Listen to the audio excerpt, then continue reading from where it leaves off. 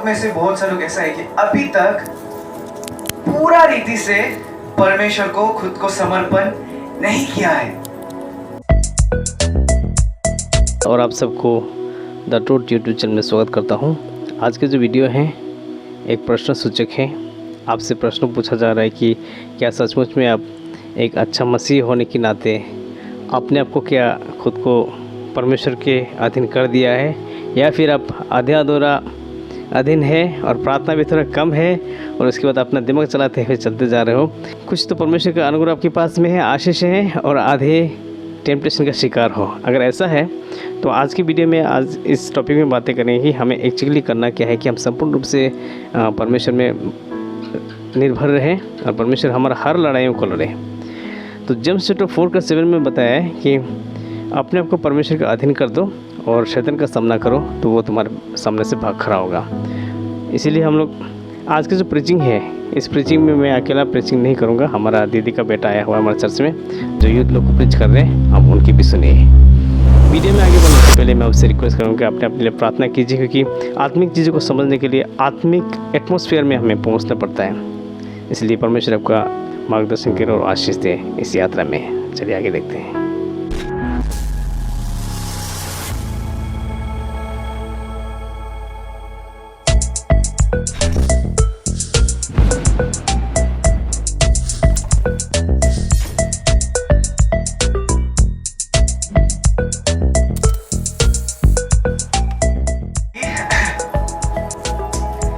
आपको सच नहीं लगने से भी, दुख लगने से भी, दर्द होने से भी सच करवाए होते हैं, but we are not fully submitted to God.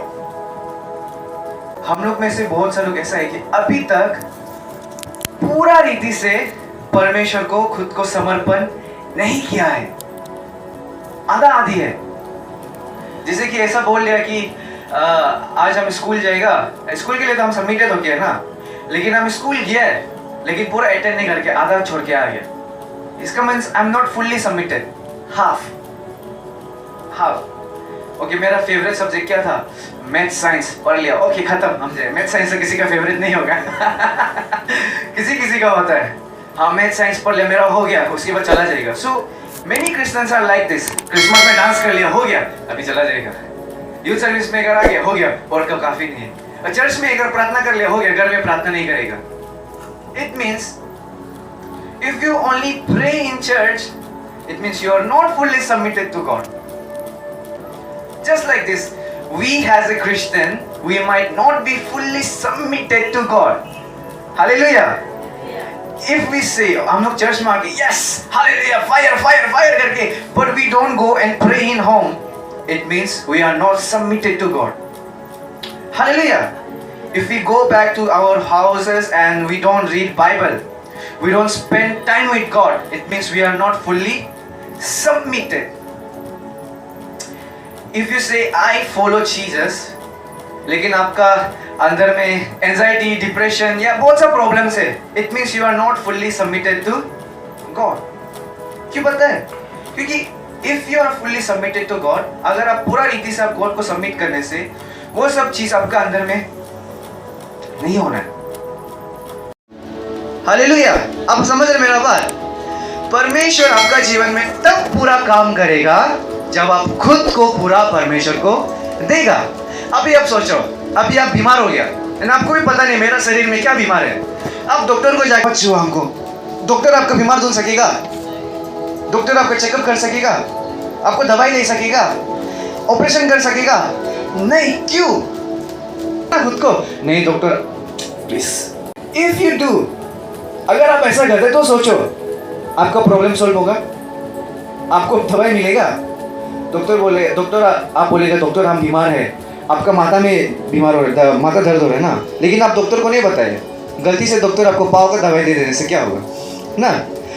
हम ऐसे भयम भी ह्यूमनली बोल रहे हैं, लेकिन जब तक अगर हम लोग दुनिया में देखते हैं नहीं करने, सबमिट नहीं होने से वो चीज हम लोग का जीवन में काम नहीं करते।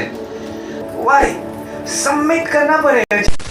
आपने देख लिया है कि बहुत सारे ऐसे लोग हैं जो आधा अधूरा विश्वास में हैं और पूरी तरह से परमेश्वर के सम्मुख में खुद को समर्पण नहीं किया है। फिर हम मन से तो विश्वास में है ना, तो होता क्या है कि जब हम आधे अधूरे विश्वास में होते हैं, दोनों के बीच में डिफरेंस देखिए। जो व्यक्ति पूरी तरह से समर्पित है वो कैसा होंगे, और जो व्यक्ति पूरी तरह से समर्पित नहीं है वो क्या करते हैं। देखिए, जब भी एक व्यक्ति पूरी तरह से समर्पित है, जब भी उसके ऊपर समस्या आएगा तो समस्या के साथ साथ वो यीशु मसीह के पीछे भागेगा। और जो व्यक्ति खुद का दिमाग चलाएगा वो अपने दिमाग से अपने सोचे हुए रास्ते पे जाएगा और दिनों दिन फंसते चले जाएगा, क्योंकि सब कुछ परमेश्वर ने दिया है। इस वीडियो को बनाने का ये बिल्कुल मेरा मकसद नहीं कि मैं आपको डराऊं और आपको घबराने दूं या फिर आपका विश्वास को हिलाने की कोशिश करूँ, नहीं, ऐसे बिल्कुल नहीं है। मैं आपको इनकरेज करना चाहता हूँ कि परमेश्वर के वचन में ही बहुत सारा ब्लेसिंग है, और परमेश्वर चाहता है कि आपको ब्लेसिंग दे। आप उसके पास जाओ पूरे हृदय से। हम जो भी काम करते हैं वो तो परमेश्वर देखते ही रहता है। इतना ही नहीं, परमेश्वर हमारे हृदय तक को देखते रहता है।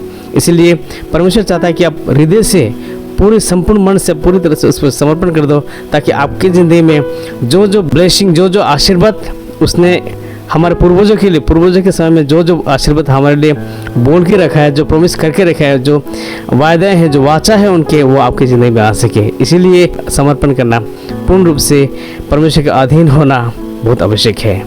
जो व्यक्ति पूर्ण रूप से परमेश्वर में समर्पित नहीं है, उन लोगों के बारे में परमेश्वर कैसा सोचता है, यीशु मसीह कैसा सोचता है, हम लोग देखेंगे रेवल्यूशन चैप्टर 3 वर्स 15 एंड 16 में हम लोग देखते कि मैं तेरे कामों को जानता हूँ कि तू न तो ठंडा है और न गर्म। भला होता कि तू ठंडा या गर्म होता। इसलिए कि तू गुनगुना है और न ठंडा है और न गर्म, मैं तुझे अपने मुंह में से उगलने पर हूँ। तो कि हमें करना क्या चाहिए, परमेश्वर अगर कुछ समाधान देना चाहे तो क्या समाधान हमें दे रहा है, हमें बताओ तो सही। बिल्कुल बताऊंगा। सबसे पहले तो आप अभी के टाइम पे, this is time for pray for yourself. आप अपने आप के लिए प्रार्थना करें, ओके।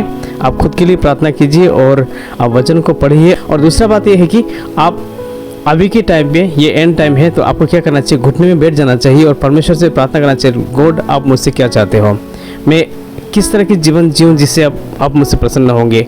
क्योंकि परमेश्वर अगर आपसे प्रसन्न है तो आपका ज़िंदगी ब्लेस्ड है। अगर परमेश्वर आपसे क्रोधित है तो आपका ज़िंदगी कुछ दिन के लिए टेम्पोररी ब्लेसिंग तो दिखेगा, लेकिन बाद में आपको समस्या का सामना करना पड़ सकता है। इसीलिए सबसे बड़ा बात यह है कि आप परमेश्वर के सामने हम्बल हो जाइए, प्रार्थना कीजिए। क्योंकि 2 कोरिन्थियन चैप्टर 13 वर्स 5 में लिखा है कि अपने आप को जांच करके देखो, क्या आप विश्वास में हो या नहीं हो। अगर नहीं हो तब निकम में निकले। आइए उस वर्स को देखते हैं।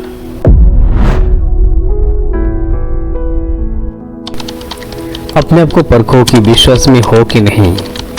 अपने आप को जांचो, क्या तुम अपने विषय में यह नहीं जानते कि यीशु मसीह तुम में है, नहीं तो तुम निकम में निकले हो।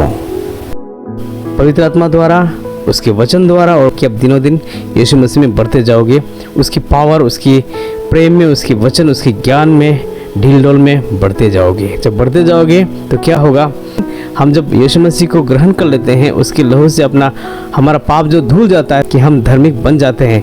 हम अपने आप से नहीं बनते हैं, वो हमें बनाता है। जब हम परमेश्वर के लहू द्वारा हम धार्मिक बन जाते हैं तो एक तो हम खुद बचते हैं, और दूसरा बात है हमारा घराना बचता है।